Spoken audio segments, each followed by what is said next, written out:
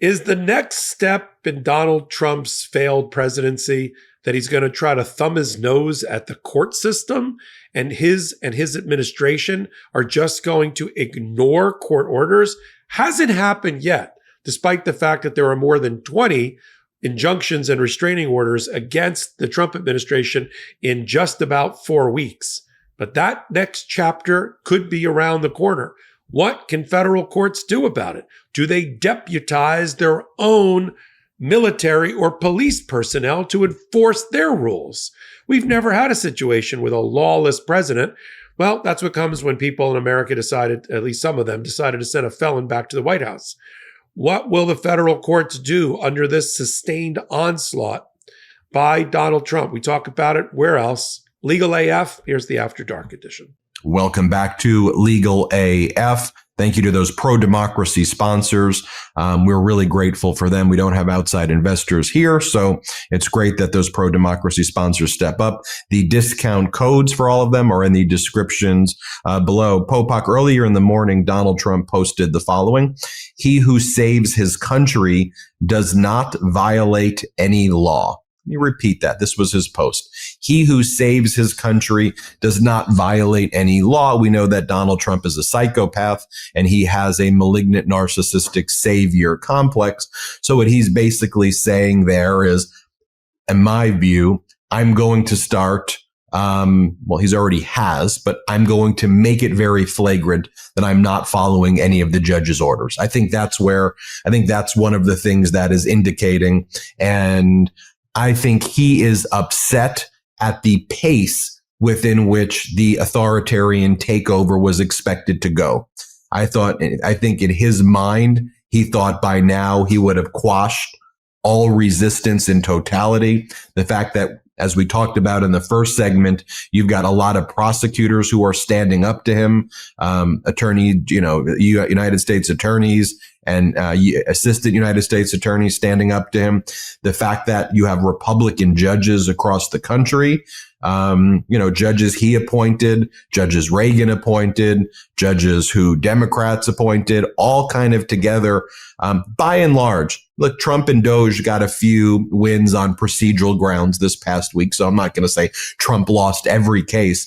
But the federal judiciary slowed down a lot of the most egregious acts, whether it was the funding freeze, whether it was taking down websites, whether it was birthright citizenship, the ghoulishness of bringing transgender women in prisons with female genitalia into the male populations and having them take off their clothes to shower with the men, injunctions stopping that. Talk maybe more broadly, Popok, about the so many cases and why you think Trump may be posting that now, because I think he's been flooded with cases and he's getting frustrated and Musk is getting frustrated and they're basically signaling we're ratcheting it up to more dictatorship stuff. I don't think this is going the way that Donald Trump wanted it to go. We're averaging 3 cases being filed on a daily basis. We're at 69 cases. It'll be 72 or 3 by the time Monday rolls around. We already have 19 different types of injunction, whether restraining order or preliminary injunctions from judges all around the country against 8 or 9 major aspects of Donald Trump's agenda. Because he has to operate through executive order, because he has a useless Congress. Thank God. Best thing we got going for us is that the 119th Congress is useless and doesn't seem to be able to pass a darn thing. And so Donald Trump has to do it all by executive order. But that is the weakest way for a president to control. It looks great on paper, a fiat, people standing around him, a big Sharpie pen, some sort of binder and a executive order. It is the weakest of ways for a president to operate. Strongest would be to convince, using his bully pulpit, Congress of the American people to pass a actual law, or God forbid, constitutional amendments. But on the food chain, executive orders, that's the one the Supreme Court dislikes the most, because it's usually somebody like Trump trying to color outside the lines and violating separations of power, doing things that are only reserved for the judicial branch or only reserved for the legislative branch, and that he's not allowed to do. That's why these executive orders are so easily dispatched in temporary restraining orders and preliminary injunctions. Of those 19, there's only 2 wins so far. Maybe it'll be 3 with Chutkan. They're 19 and 20. They're 19 and 3. That's Hall of Fame numbers for democracy and for judges. The 3 are on procedural grounds. Like, well, if you wanted an injunction, where you been? It's 22 days since the firings of these attorneys general. Shouldn't you have been here a long time ago? Because if you're going to move for an injunction and ask the court to use that power, you have to show that you're being irreparably harmed, which means you have to show velocity at which you enter the courthouse, in the courtroom. I've been involved with cases in Delaware, just to give you a little bit of, sort of inside baseball from my own practice, where we filed, or against us, a motion was filed on day 4 after an event. And the judge says, where were you on day 1? This is 4 days in. So maybe they win on that, but that doesn't dismiss the case. That just means you're not going to get injunction. You'll get damages of some sort. And then you get, do you have standing, labor union, to argue this? Well, if you don't, then somebody else does. And these are a lot of overlapping cases because, as we've said, the lawyers for justice that we cover and that we honor with Legal AF, they're using a portfolio approach. They're representing different interests, and they're filing in different courts on similar interests, on similar issues.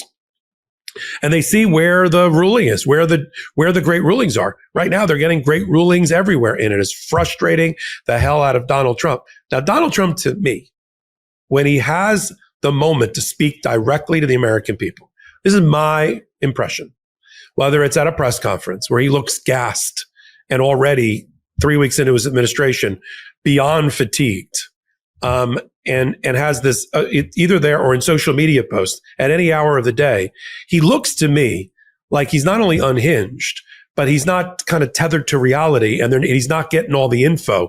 And he has this nasty habit, which we have to then look the American people in the eye during our show and say, right there, he lied. He'll say something like, well, like the U.S. attorney in the Eric Adams case, he or she, like you don't even know which, he or she, we fired him. No, you didn't. No, you did. Then you missed the 9-page single-spaced resignation letter. Nobody told him about that, apparently. So he's always got to be the tough guy. And it's up to the independent media here to hold him accountable and look the American people in the eye after it happens and say, that's not true. That is a lie. The one thing I'm seeing is we do have the rapid response capabilities here on the Midas Touch Network and on Legal AF to hold him accountable in a way that we probably didn't have before. Now, Donald Trump is moving into dangerous territory, as far as I'm concerned, and the rest of the free thinking world, where he's suggesting, or at least running it up the flagpole to see, trial balloon, if anybody's interested in this concept of I'll just ignore the orders. Now, so far, they have not ignored the preliminary injunctions or the temporary restraining orders. Sure, do we know exactly what's going on when some conduct gets restrained? Whether Elon Musk is really not peering into our private and sensitive data? No. But as of right now, people have not risked in the law side, on the Department of Justice side, have not risked in contempt orders by judges. Judges are calling people in for hearings immediately, and they want to know about evidence. And it's up in this adversarial process that you and I cover regularly. It's up to the lawyers on the other side to bring to the judge's attention wherever they are not complying with an order. And then we have the contempt motion. Now here, in a contempt hearing, here is what I've said at a recent hot take. We've never had a president on the executive branch who controls the Bureau of Prisons, the Federal Marshal Service, and other things that are the muscle behind our justice system is really in the hands of the executive branch. We've never had an executive branch that has so willingly indicated that they're willing to flout their responsibilities. So I posited, what if the judges, after they go through a contempt hearing, order somebody to prison or order somebody into federal detention center? Who is going to pick them up? If Donald Trump fires all of the federal marshals and all the bailiffs and anybody that's on the Department of Justice budget, And Congress doesn't do anything about it. What are they going to do? What is John Roberts, who's the head of the federal judiciary, going to do? Are we going to have constables? Are we going to have deputized local sheriffs serve in the capacity of the police for the law, for the court system, and have jails available to them, like the DC jail in DC, and deputize their way through this? Because if Donald Trump tries to deny the court system the ability to enforce their orders, then where are we? And what's John Roberts and the other 9, or the 6 of the 9, what are they going to do? Wring their hands and say, well, I don't know, or are they going to get all upset because the court's orders are being flouted? See, even John Roberts, even Kavanaugh and Gorsuch, I think, believe that at the end of the day, their orders need to be respected. But what if? And we're dangerously moving into that world, as you just posted, as Donald Trump floats these trial balloons. Now, and a call to action section of our podcast, because I don't ever want to make it all doom and gloom, because there are things that we can do, and they don't just have to wait until the midterms. When the public and the public reception and the public rebuke of Donald Trump remains very, very important. We just saw an example of it when they tried to announce that the government was going to give Elon Musk, I don't know, $40 billion, whatever it was, for armored cyber trucks. And then the press, the public came out and said, are you effing kidding me? And then suddenly, oh no, it's not Elon. We're not going to give him that money, or that's not. We have to continue to speak truth to power and call these things out if we have any chance of controlling Donald Trump with the 2 years until we get to the midterms. So I guess my takeaway is the following. I'll summarize it this way. The federal court systems and the federal judges that we are handpicking to handle these cases are doing the Lord's work, right? Are doing a yeoman work to preserve our democracy. It is working so far. The process is working. Appeals, there's now 2 or 3 appeals. We're going to see how these moderate appellate courts do. And then we're on a fast track to the United States Supreme Court. Their last oral argument is usually in April. But I think they're going to be called back quite frequently this summer for emergency applications related to Donald Trump's attempts here. What do you think, Ben? This is all heading to the Supreme Court. That's where all of these cases, as you say, it's about 19 losses for Donald Trump, about 3 procedural wins, which basically means Trump delaying emergency relief against him. Not that the cases are actually dismissed. These cases will work their way up the various court of appeals. Remember, there's district courts, court of appeals, and then the United States Supreme Court. And cases of this magnitude and profile will be heard by the Supreme Court for sure on a fairly expedited basis, I predict. Trump's been losing so far in the Court of Appeals as well, where he has tried to overturn some of the district court orders that I referenced a bit earlier. The question with the United States Supreme Court, which gave Donald Trump absolute immunity, but the Supreme Court rather naively, with Chief Justice John Roberts saying, hey, why we need absolute immunity is because I'm worried about chilling what the executive functions can be. We don't think that the parade of horribles that are being referenced about why there shouldn't be immunity, that those things are ever going to be used. The bigger concern is stopping and inhibiting the president from exercising judgment, not that somebody will actually want to be a dictator, to which special counsel Jack Smith's team and others were saying, no, he's actually saying he wants to be a dictator. So as we've always said, if you give Trump an inch in court, he takes your life. Trump is a very weak and pathetic individual. I won't even call him a man. He's a very weak and pathetic individual. When you ultimately confront him and you stand up to him, he backs down, he loses, he runs away. I'll give you a court reference. E. Jean Carroll continued to just persist and push her case forward. And when Donald Trump was called to testify, rather than defend himself, he fled to Scotland and Ireland and pretended he was building something. Didn't even show his face in the court. He wasn't obligated to be there because the parties took his deposition, and it was an awful deposition against Donald Trump. So from the plaintiff's perspective, from E. Jean Carroll's lawyer's perspective, it was more powerful to have Trump not there, and the message that sent to the jury that he doesn't even value your time than having him there. Just play his deposition, where he said in the deposition how fortunately or unfortunately, wealthy people can sexually assault women. That's historically things that happen, where he confused E. Jean Carroll for Marla Maples, and he thought that E. Jean Carroll was his other wife and, one of his wives. And then he said that she's not his type. And Donald Trump made a bunch of other horrific statements that made that a very, very, that made that deposition awful. So they were pleased to just be able to play it on the plaintiff side. But he fled. He ran away. I mean, just think about over the past, the 3 weeks, 4 weeks, how many things he's threatened. Canada, we want to annex you. We want to conquer you. Canada goes, okay, well, why don't we just do what we already did, which is invest the same amount of money, $1.2 billion, and we'll do a fentanyl czar. And Donald Trump's like, okay, great. I did it. Look, I won. Look what I won. Could you imagine if Vladimir Putin said to Zelensky, hey, we're going to conquer you. We're going to take you over. And Zelensky's response is, hey, we need to be sovereign, but we'll give you a fentanyl czar. And Putin was like, great, let's do that. I'm a win. That's a win. And then Putin posted, hey, look at this big win that I did. Donald Trump is using the rhetoric of Putin, and then he's showing the weakness of like a blowhard schoolyard bully who talks trash, but then doesn't back it up. And so he's destroying our relations abroad. And he's also weak as can be, and it's shining through. I mean, just think about what he said, for today. Trump said that if Hamas didn't return all of the hostages to Israel, all hell would break loose. Trump set a deadline for noon East Coast time on Saturday, a holy day, but he set it for Saturday. And what did Hamas do? Hamas did nothing different. They released the hostages that were going to be released anyway under the deal that Biden negotiated. And then Trump then claimed credit that his threat did that, but they didn't listen to his threat. And then there wasn't anything that happened.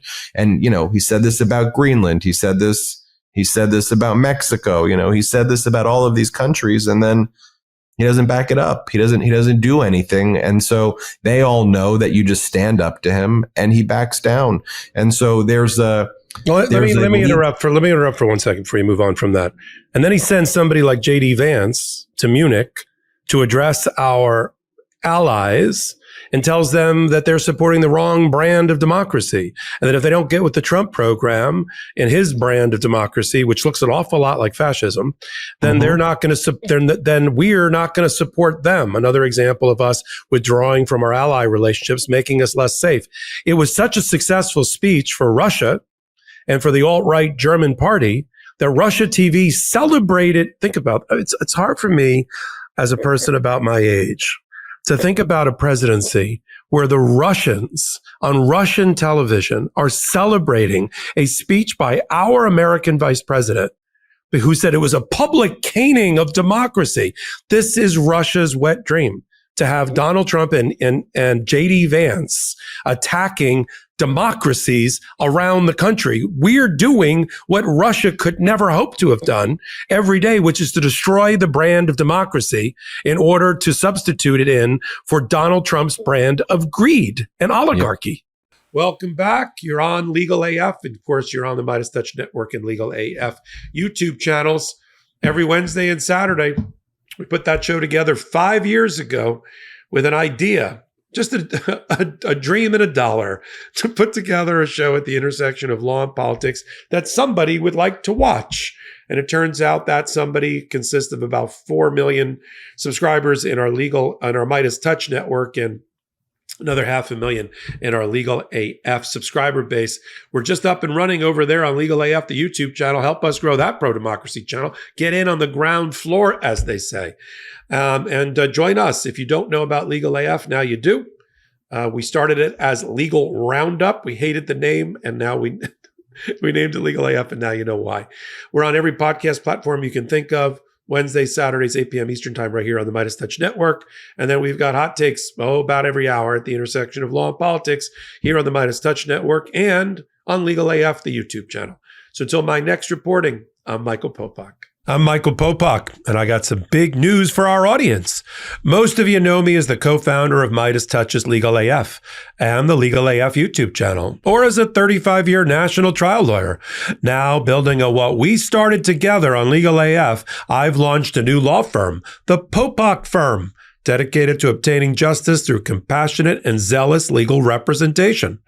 At the Popok Firm, we are focused on obtaining justice for those who have been injured or damaged by a life-altering event by securing the highest dollar recoveries. I've been tirelessly fighting for justice for the last 35 years, so my own law firm organically building on my Legal AF work just feels right. And I've handpicked a team of top-tier trial fighters and settlement experts throughout all 50 states known as big auto injury attorneys who have the know-how to beat heartless insurance companies, corporations, government entities, and their attorneys. Big Auto's attorneys working with my firm are rock stars in their respective states and collectively responsible for billions of dollars in recoveries. So if you or a loved one have been on the wrong side of a catastrophic auto, motor vehicle, rideshare, or truck accident, suffered a personal injury, or been the victim of medical malpractice, employment harassment or discrimination, or suffered a violation of your civil and constitutional rights, then contact the Popok Firm today at 1-877-POPOK-AF or by visiting my website at www.thepopokfirm.com and fill out a free case evaluation form. And if we determine that you have a case and you sign with us, we don't get paid unless you do. The Popok Firm, fighting for your justice every step of the way.